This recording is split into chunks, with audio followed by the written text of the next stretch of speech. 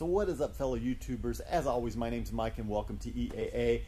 As the title says, rims and tires can really make a vehicle. Not only can they change the way the vehicle rides, the way the vehicle handles, but they also change the way it looks, the overall appearance. A good set of rims and tires can take a vehicle that you might look at and go, not at all, to a vehicle you might look at and go, wow, that's pretty cool looking. Case in point, the Gremlin. 1978 AMC Gremlin. Well, we just did paint on it, and I did a video and showed these rims and tires a video or two back.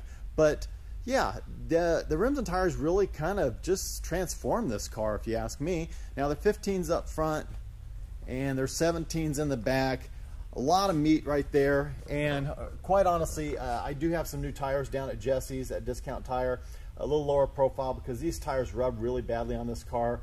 If you accelerate hard, if you hit a bump, if you turn slightly, they're pretty bad. So, which is okay. These tires are old. They need to be replaced anyway. So get some lower profile tires on it, and it's going to be great. But yeah, it really actually made the car really stand out in my opinion. Truthfully, I've kind of been on a wheel and tire kick here lately. It just kind of happened that way. Another good example is the Pantera. The Pantera came with the stock, I call them Campadonica, only because we have a road around here called Campadonica, and I remember that road, but I know they're called something different. But it came with the stock wheels that look very much like these wheels, but they're 15s, not as wide, not as aggressive looking. I chose to go ahead and spend the money and upgrade to these wheels, which I think look outstanding, but I still have the stock wheels over at the workshop. Another good example is the Chevelle. I talked about this in the Chevelle video. I had some different wheels and tires when I initially got it. Now, these are nothing exciting, nothing great, just the rallies, but I really think that they make the car look completely different, give it a completely different design and appeal, and I like these a lot better, although I still like the other ones too. They look really, really good. Another good example is my Buick. It came with the stock wheels and tires, and also came with these, and I decided to upgrade to these. These are the GNX wheels, and it really did. It made the car a different car, and I can never see going back to the stock wheels. They look good, they look fine, but this just makes the car look so much more aggressive, so much more. It's just so much more of a statement. So another good example is the GT500. If you guys remember, I've been talking about getting different wheels and tires for it for a little while. I had the stock wheels and tires on there, which were fine, they look fine, but I wanted something different.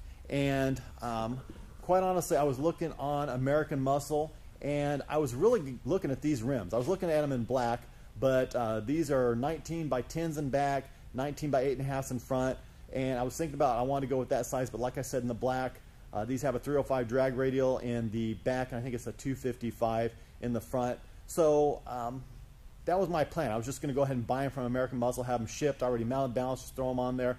But I found these on Craigslist, and got them for basically half price. So really can't complain about that. And quite honestly, I think I like the gray. The gray works with the gray on the car.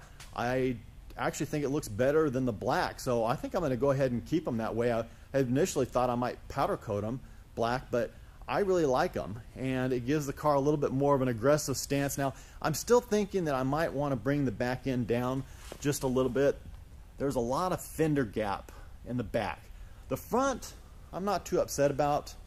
I mean, it could probably come down around a ½ an inch and look a little bit better, but the drop that they have available for these cars is like anywhere from 1 inch to 1.5 inches. I think that's too much. I really think that if I just do the drop in the back, it would drop it down about 1 inch, and that will level the car out. You guys can tell me what you think. I think it would look really good. Not that I mind a vehicle with a little bit of rake, that does look good, but there's just too much fender gap in the back. Now, I have thought about doing a little taller profile in the tire in the back, maybe going with just a series taller to fill up that gap, and then of course it'll also make for a little bit better hooking as far as that goes. So it would kind of solve those problems, but it would actually be cheaper to just lower the back end. Just kind of pricing it out and everything like that, because drag radials are not cheap. Also, lowering the back end, I read the reviews on these lowering springs I'm looking at, and everybody says that the cars hook so much better, which will be nice. The more it can hook, the better. Hey, should I ever decide to get a wild hair and maybe want to put like a different blower on it or add some more power to it, that would be a good thing, right? Also, I have some brand new tires right there for the DeLorean when it comes home. If you guys saw the video before, the tires that I have on it right now, really good shape, a lot of tread on them, but they're 19 years old. So yeah, probably not the best to be driving on. So as soon as the DeLorean comes home, I'm going to take the car down to Jesse and have him put those tires on and get rid of the other tires. So I'll be riding on some fresh tires there. So yeah, I've been doing a lot as far as rims and tires. My life has been revolving around rims and tires. As a matter of fact, I did a post on Instagram about that. So that means one thing. So yes, that means I have a ton of wheels and tires over here. Obviously, these are the original ones for the GT500. These are the ones that came off the Pantera, including lug nuts. And although you can't see them because they're wrapped in a bag, these are the original ones that came off my Buick Turbo Regal. These are the rims and tires that came originally off my Chevelle. These are the ones off the Gremlin. And these actually aren't mine. These belong to Vasco. These came off a car that he had just picked up, and he went and found some different rims and tires. As a matter of fact, I'll show you guys the car right now since we're over here, and the car happens to be here at the workshop. He bought himself a 1970 Chevelle Malibu 307, numbers matching. Really nice, clean, honest car. Walk around the front here real quick. And I actually got the pleasure of driving it home from Modesto, so it wasn't a long drive, but it did really, really well. I will end up doing a video on this car. Got a few tweaks and things like that he's going to have Eddie do, and the car's going to be here for a little while. He doesn't have really room to keep it, so I told him I would hang on to it for him for a little bit, and so it'll be here at the shop. So we'll do a review video on it and talk about it and go through the interior and the motor and everything like that and talk about the specifics of it. But yeah, I'm happy for Vasco. He was looking for another toy, and he's really excited about this Chevelle. It's a nice one. It really is. It's very clean, very honest car. I got to tell you, the rims really made a big difference. Yes, we do have a center cap for the front rim. If you guys probably noticed that center cap was missing, so that actually fell off in the test drive, but Eddie and I were able to find it, and I'm going to get that secured so it will stay on there. But yeah, nice little car. So yes, in closing, I have a lot of rims and tires for sale. I had a few carburetors for sale. I just sold those. A few other miscellaneous parts, but mostly it's rims and tires. The ones that I'm not really going to be too hurt if I don't sell are the originals off the Pantera. I think if I ever go to sell that car, it would probably be beneficial to have the originals. Someone might want to go back to them.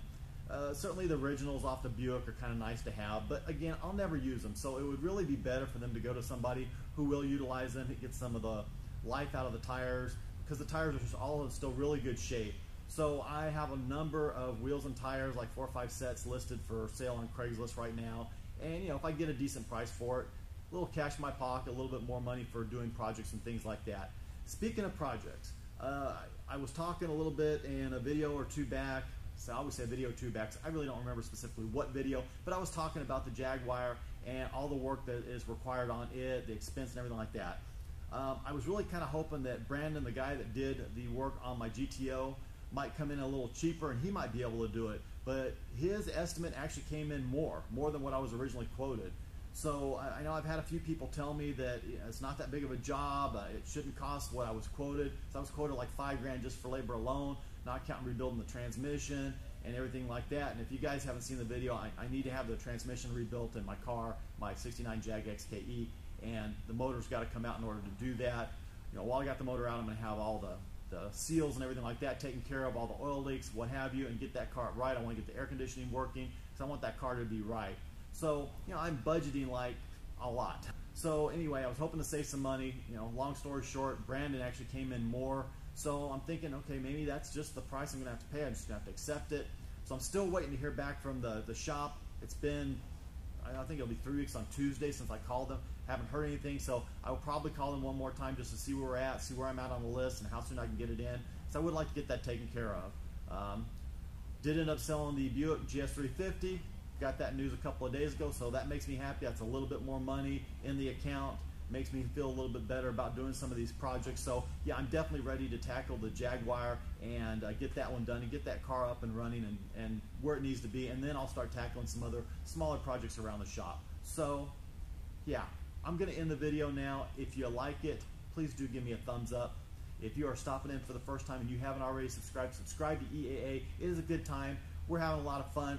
join in. My Instagram P.O. box will be in the description below. As always, God bless, take care, have an absolutely amazing day.